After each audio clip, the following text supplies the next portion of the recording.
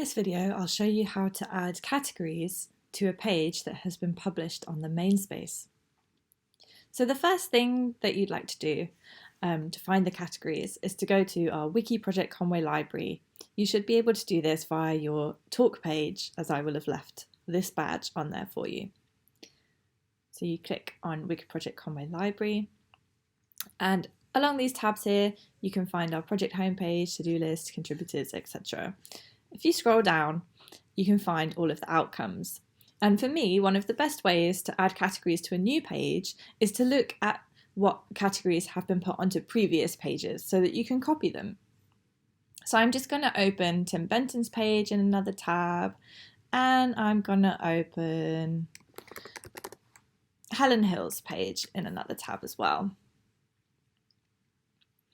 So I've opened Tim Benton's page, and if I scroll down to the bottom, I can see what categories have been added to his page.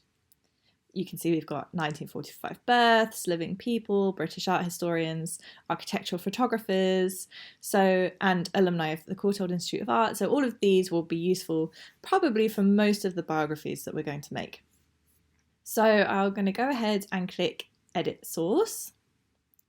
And I do want to make sure that I'm doing source editing rather than visual editing. So on the right hand side, you'll have this little pencil, and just make sure that you've clicked source editing. It looks a bit confusing, but if you scroll all the way down, that's where you find the categories. And you can see that we put categories in using square brackets. So I'm just going to go ahead and copy these. Control C or right click and copy. And then I'm going to click onto my sandbox page, as I just want to have a place to keep them. So I'm just going to click Edit Source. And then I'm going to say, here are some useful categories, because this is just a note to myself. And I'm copying them here. You could also copy them onto a Word document if you wanted to. It's just somewhere to keep them.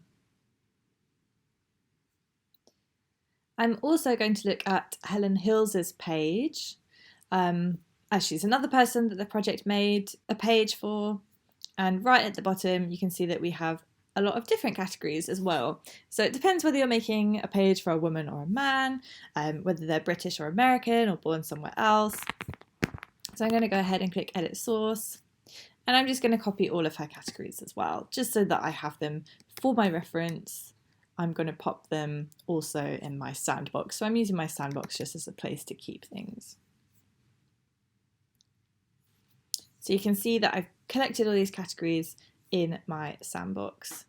So I can now start adding categories to an existing page. Annabelle Wharton's page was published very recently. And if we scroll down, we can see that we've only got 3 categories. When you make a page at first, there might not be any categories at all. So I can see that I can definitely add things on here, because we've got American women historians, American art historians. However, I know that she also went to the Courtauld Institute of Art, so I can add that as a category for sure.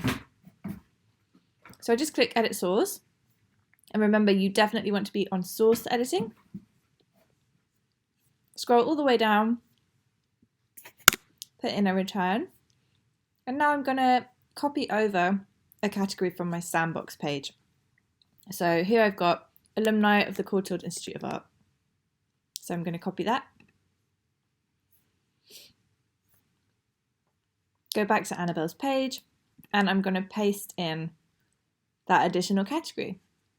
And then I'm going to publish changes. And here we go. You can see that the category has been added at the bottom of the page. So in short, you should be able to find any categories that you need on existing pages. So have a look at our outcomes and have a click through onto different people's pages to see if there are categories which match the person that you're working on. Then it's a case of going into the source code and copying over the categories, which are always in square brackets, which go right at the bottom of a page. And that's it.